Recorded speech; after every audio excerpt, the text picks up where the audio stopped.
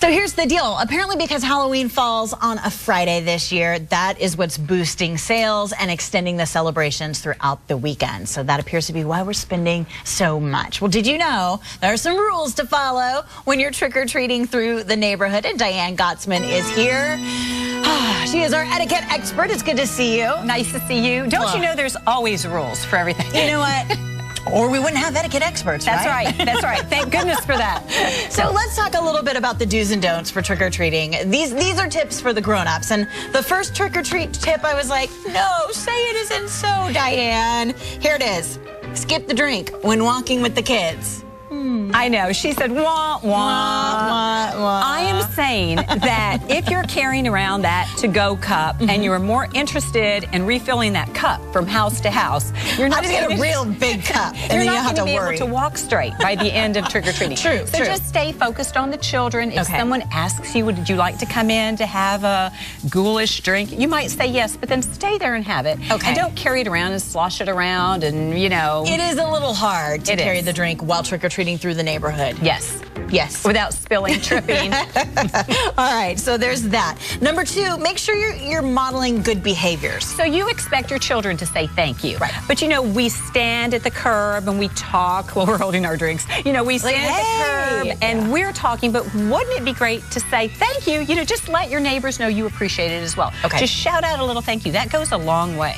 You know, I noticed last year when we were trick-or-treating that a lot more of my neighbors were outside of the house, hanging out, handing out candy outside, and it became really sociable, and I kind of enjoyed it because it's a nice night to get out and see your neighbors. It's building goodwill. Yeah, absolutely. A good opportunity. I like that. Okay, here's another interesting one. Your 2-month-old baby doesn't count as a trick-or-treater? If she doesn't have teeth, she should not have a trick-or-treat. Wait a minute. If I push her up to the door in the stroller with a big jack-o'-lantern full of candy, no. No? So only bring enough buckets for the children that can chew. Okay, makes sense.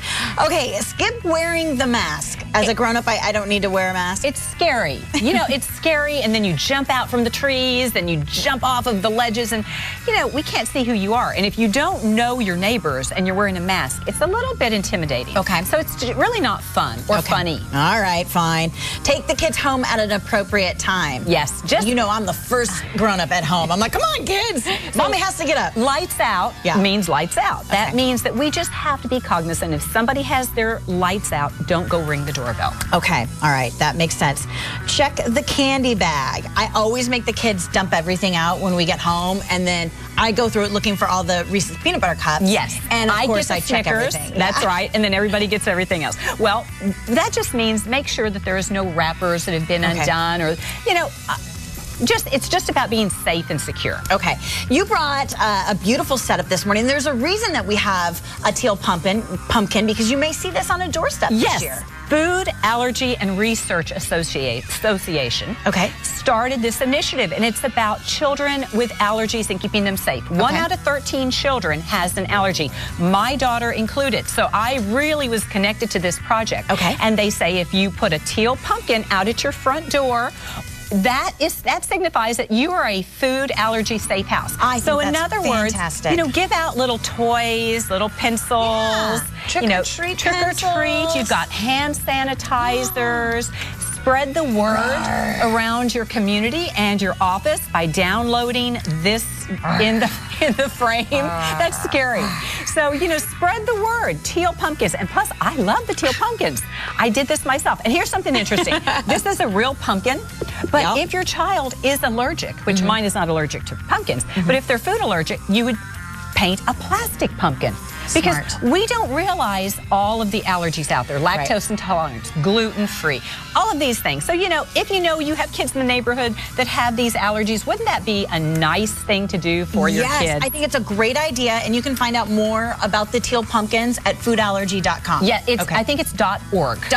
But go to my blog. I'm going to put it up later today, and I just think it's a great initiative to keep our children safe this Halloween. Okay, I can't let you go just yet. I've got a few more questions for you regarding Halloween. I've got a teenager. Okay.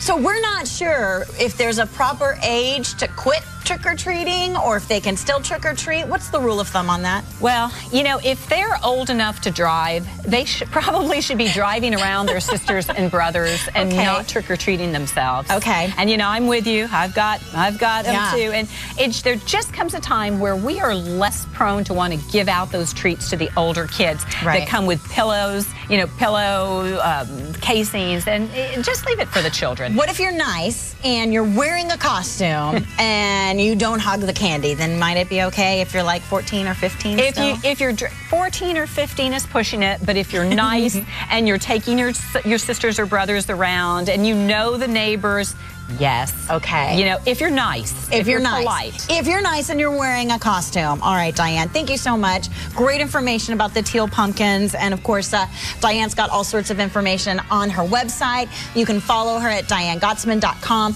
or give her a call if you've got questions. It's 826-7400. Protocol School of Texas is where you